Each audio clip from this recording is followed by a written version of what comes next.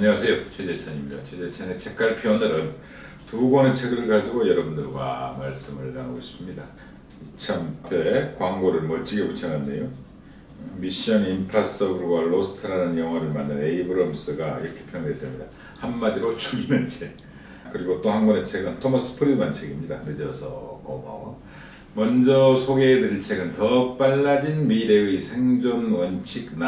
9가지에 대한 일종의 원칙, 우리가 이 시대를 살아가는 적응의 흐름, 이런 것들을 이야기한 책인데요. 여러분들이 잘 아시는 MIT 미디어랩, 세계 최고의 연구기관이잖아요. MIT 미디어랩 소장인 일본인 조이 이토와 제프 하우가 공동으로 쓴 책입니다. 제프 하우도 MIT 미디어랩의 개관 연구원이고 여러 군데 언론에 기고를 많이 하는, 늘 설명드립니다만 그 전문가들의 가장 큰 장점은 대중화된 글쓰기를 잘한다는 점입니다. 그래 저도 한국의 여러 교수님들과 이야기를 나눴더니 제발 쉬운 글 좀 써라. 언론에 많이 기고하고 대중서 좀 쓰고 좋은 박사학위 논문들, 최고급 논문들을 풀어가지고 좀 설명해주고. 왜냐하면 노벨 경제학상, 물리학상 받은 분들 전부 다 대중서 쓰시잖아요. 노벨 특히 경제학상 받은 분들은 거의 책 많이 내시잖아요. 그렇잖아요. 근데 우리는 그런 게 없다. 물론 교수님들 할 말이죠. 한국은 워낙 교수 사이 경쟁이 심해서 그리고 이런 대중서를 인정을 안 해준다는 겁니다. 점수를 안 주는 거죠. 그러니까 일단 뭐 영구적으로 교수 자리를 보장받아야 되니까 연구 논문, 죄송합니다만 자기하고 논문 심사위원 빼놓고는 아무도 안 읽는 그 저들이 실리는 논문들, 여기에 많은 시간들을 보낼 수밖에 없는 거거든요. 근데 이 정말 잘 아시다시피 조이 이토는 MIT 미디어랩 소장인데요.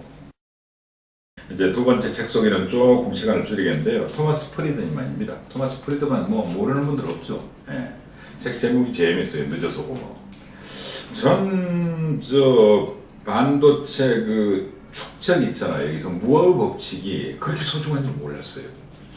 이 책에서 관통하는 중요한 원칙 중에 하나도 무어 법칙이에요. 이미 무어 법칙은 사실상 깨져 있잖아요. 근데 이 책도 토마스 프리드만도 사실은 무어 법칙을 엄청나게 강조를 해요. 그래서 제가 무어 법칙을 단순히 반도체 축적의 법칙으로만 알았는데 세계사를 관통하는 어마어마한 법칙이구나. 그걸 깨닫고 많은 반성을 했습니다. 역시 늘 미래학이나 경영학 서적을 잘 번역하시는, 제가 이분 번역책 몇 권 소개한 것 같은데요. 매경 논소위원 하신 장경덕 논소위원이 번역을 하셨는데, 이 책 서문을 보시면요, 2007년, 그러니까 이를테면 역사적으로 여러 가지 중요한 해가 있잖아요. 뭐 1492년 콜럼버스가 아메리카 대륙으로 갔던, 이런 식으로 몇 년 중요한 해들이 있거든요. 세계사를 획기적으로 바꾼. 이분은 기술의 변곡점 2007년이라는 제목을 달았어요. 소제목 중에 하나로요. 2007년이 왜 중요하냐 읽겠습니다. 2006년 후반기부터 2007년 말까지 아이폰이 맨 처음에 출시됐어요. 충격 있죠? 10년 전이니까요. 페이스북이 학교를 벗어나 전 세계로 확산되기 시작했어요. 하버드를 벗어나서. 트위터, 킨들, 안드로이드, 깃허브, 하둡, 체인지가 나왔어요. VM웨어가 공개되었어요. 에어비앤비와 IBM의 인공지능 왓슨이 만들어졌어요. 인체 게놈 연기 소유를 분석하는 비용이 누구나 접근할 수 있도록 확 떨어졌어요. 클라우딩 컴퓨터가 시작이 됐어요. 태양광 발전이 확 쏟아졌어요. 세일가스 시추 기술인 수압 파쇄법이 확산됐어요. 잘 아시겠습니다만 거대한 진흙이 굳어진 데 그 속에 세일가스가 묻혀있어요. 그럼 그걸 깨고 들어가야 되는데 그전에는 너무 힘들었거든요. 근데 물과 기름과 여러 가지 압축을 해가지고 그걸 깨뜨리는 기술이 생기니까 소비 가격이 확 떨어져 버리는 거죠. 그때부터요. 그 다음에 구글이 유튜브를 사들였어요. 인텔이 무어 법칙을 계속 이어가기 위해서 마이크로칩에다가 비실리콘 소재를 도입했어요. 그런 방식으로 2007년을 전후한 15년이 가장 놀라운 시기였다는 겁니다. 그리고 또 하나 읽어드릴게요. 가장 빠르게 변하는 이 세계에서 가장 잘 나가는 기업들은 공통점이 있대요. 매일 아침에 이렇게 묻는답니다. 우리는 지금 어떤 세상 살고 있지? 이 세계를 변화시키는 가장 중요한 흐름은 뭐지? 그 흐름에서 뭘 얻어내야 되고 무슨 충격을 줄일 수 있지? 그 다음 호기심, 편집점, 이런 것들이 가장 중요한 징표라는 겁니다. 자, 책 제목은 뜻밖의 늦어서 고마워요. 근데 우리는 기술 개발, 인공지능과 로봇 시대에 적응하지 못할까 봐 엄청 불안하잖아요. 사실 저도 불안하거든요. 늘 불안합니다. 나만 뒤쳐져 있고 나는 IT 인간 하나가 제대로 안 돼 있고 이런 데도 엄청난 불안감인데 이 책은 이런 기술들이 어디서 나와서 현재 어디까지 있는지 어디까지 가고 있는지 이를테면 맨 앞 예로 들은 게요. 아프리카에서 이민 온 분이 블로그를 통해서 이디오피아든가 이 나라에 대한 역사, 문제 이런 것들을 알리고 있어요.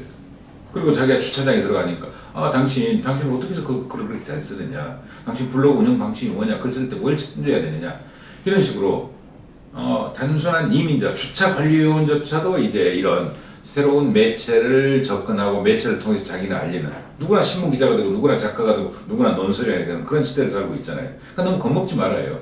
불안해하지 마라. 이런 기술은 어디서 왔고 지금 현재 어디까지 와 있다. 프리드만이 특유의 이를테면 세상은 평평하다 이런 글을 썼던 것처럼 가장 편안하게 현재 기술적 흐름을 잘 알려주잖아요. 통찰력을 가지고. 이 책은 바로 그런 책입니다. 그래서 자연은 어떻게 변하고 있고 기술은 어떻게 변하고 있고 우리는 세계사적인 어떤 흐름 속에 살고 있고 최근 들어 유발 하라리가 그런 역사적인 통찰력을 바탕으로 미래를 예측하고 있고 또 수많은 사람들이 지금 4차 산업혁명이니 미래니 인공지능이니 이런 이야기를 하잖아요. 이분은 또 다른 방식으로 기술 시대에 가속 시대에 적응하기 위한 그런 낙관주의를 심어줍니다. 제발 불안해하지 마라. 이 책은 편안하게 읽으시면 돼요. 두 권의 책 중에요. 토마스 프리드만 책은 편안하게 그냥 넘기면서요. 그 신문기자 특유의 이야기가 많으니까요. 넘겨가시고 그냥 읽으시면 되고, 더 빨라진 미래의 생존은 책 9은 꼼꼼하게 읽으셨으면 좋겠어요. 꼼꼼하게요. 같은 맥락입니다만 우리 시대를 살아가는 가속적인 기술 개발의 시대를 살아가는 인간들이 어떻게 적응해야 되고 어떻게 살아가는지에 대한 참 좋은 책입니다. 그래서 혹시 여름 휴가 책을 아직 고르시지 않은 분 계시다면 이 두 권 꼭 여행 가방에 담으셨으면 하는 그런 추천을 드립니다. 한 권은 MIT 미디어랩 소장인 일본인 그 학사조차 하기도 같지 않는 세계적인 천재 조이 이토가 MIT 미디어랩의 원칙과 방향성을 설명한 책이고 토마스 프리드만은 너무 불안해하지 마. 이 과학기술 시대에 너도 적응할 수 있어. 이런 편안함과 안락함을 주는 그런 위로를 주는 그런 책 두 권을 여러분들께 소개해드렸습니다. 다음 시간에 뵙겠습니다.